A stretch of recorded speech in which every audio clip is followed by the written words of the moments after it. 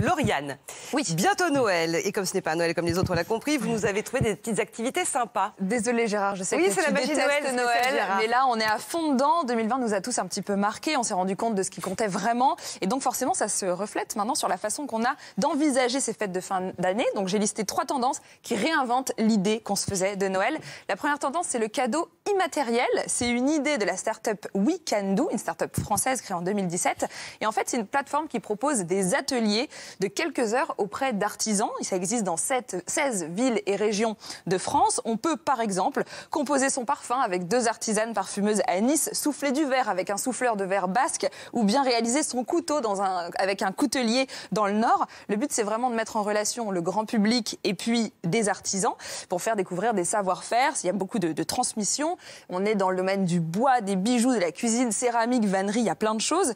Du côté des prix, c'est très variable. 40 € pour la culture de Cresson qui dure 3h30 ou bien 250 € pour souffler du verre pendant 6 heures. Ça existe aussi en ligne.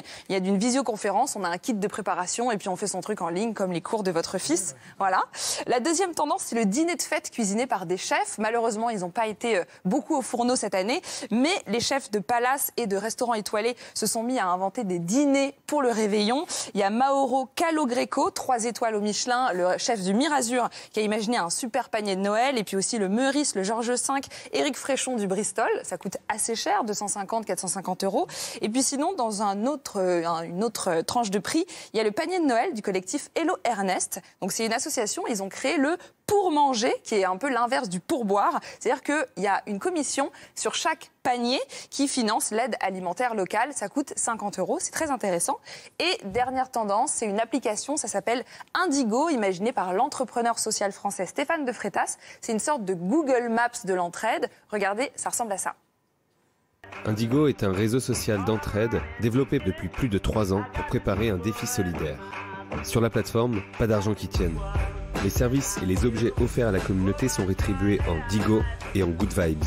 Donc voilà, on est rémunéré en Good Vibes, c'est génial, c'est la magie de Noël, une application Indigo, très intéressant. Donc voilà, artisanat, restaurateur, application, vous imaginez un monde, nous on réimagine Noël, un Noël peut-être plus solidaire qu'avant. Merci beaucoup Lauriane.